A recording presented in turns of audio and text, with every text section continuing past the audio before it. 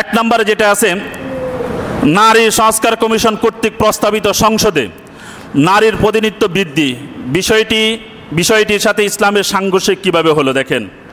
এখন নারী প্রতিনিধিত্ব বৃদ্ধি, অথচ আল্লাহর হাবিব রাসূল পাক সাল্লাল্লাহু আলাইহি ওয়াসাল্লাম হাদিসের মধ্যে বলছেন, যে সমস্ত ব্যক্তিরা নারীদেরকে প্রতিনিধি বানায় ওই জাতি কখনো কামিয়াব হইতে পারে না, ওই জাতি কখনো সফল হইতে পারে না। এখন নারী কমিশন তারা একটা যুক্তি পেশ করে, সেটা হলো রানী বিলকিসের কথাটা তারা বলে। দেখেন, রানী বিলকিস যখন সিংহাসনে ছিল তখন কিন্তু সে অমুসলিম ছিল, আর যখন সে মুসলমান হয় সেটা হাদিসে আছে, যখন সে অমুসলিম থেকে মুসলমান হয় তখন সেই এই সিংহাসনটাকে, রাজত্বটাকে সুলাইমান আলাইহিসসালাতু ওয়াসসালামের নিকট হস্তান্তর করে। কিন্তু ওই যে দ্বীনের জ্ঞান না থাকার কারণে, দ্বীনের বুঝ না থাকার কারণে, কোরআন হাদিসের চর্চা না থাকার কারণে তারা এই সমস্ত যুক্তিগুলা পেশ করে। দেখেন, নারী বিলকিস উনি যখন মুসলমান হলেন তখন এর সাথে সাথে সুলাইমান আলাইহিসসালাতু ওয়াসসালামের নিকট ক্ষমতাটা হস্তান্তর করলেন, সিংহাসনটা হস্তান্তর করলেন। করার পরে যেই উনি কি বললেন, যেটা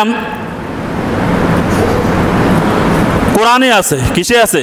কোরআনে আছে, রব্বিন্নী যালামতু নাফসি ওয়া আসলামতু মা সুলাইমান লিল্লাহি রাব্বিল আলামিন।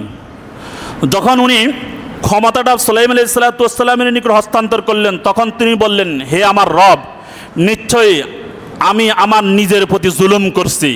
রব্বিন্নী যালামতু নাফসি, হে আমার রব, আমি আমার নিজের প্রতি জুলুম করছি।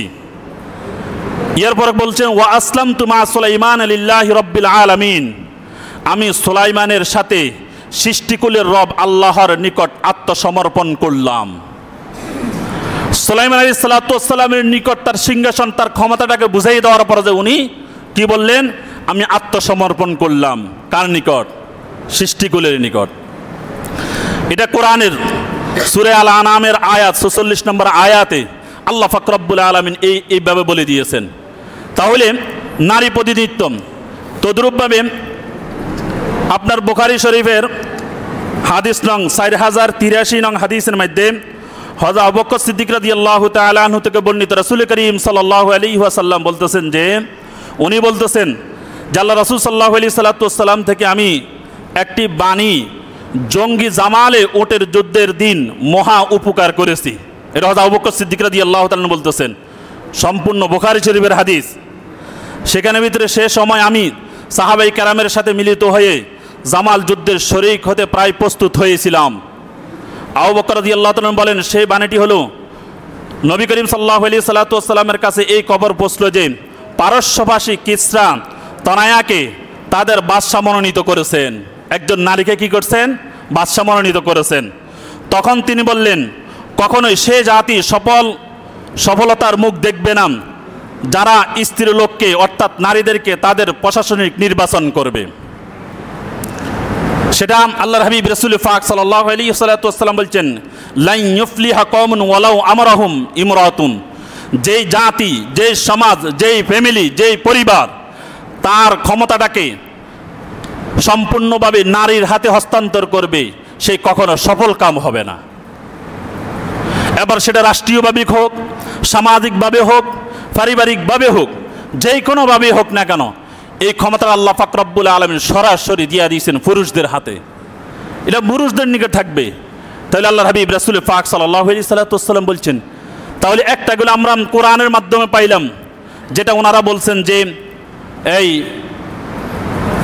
নারীর প্রতিনিধিত্ব সম্পর্কে, বৃদ্ধি সম্পর্কে এক নাম্বার, এটা সম্পূর্ণ কোরআন হাদিসের সাথে সাংঘর্ষিক। এক নাম্বার আমরা পাইলাম কোরআনে, দুই নাম্বার পাইলাম বুখারী শরীফে, তিন নম্বরে জামে তিরমিজিতে আল্লাহর হাবিব রাসূল পাক সাল্লাল্লাহু আলাইহি সাল্লাম বলছেন, যখন তোমাদের সর্বোত্তম, আমি হাদিসটা পুরোটা পড়লেও সময় লাগবে, যার কারণে বাংলাটা আপনাদেরকে বুঝাই দিতেছি।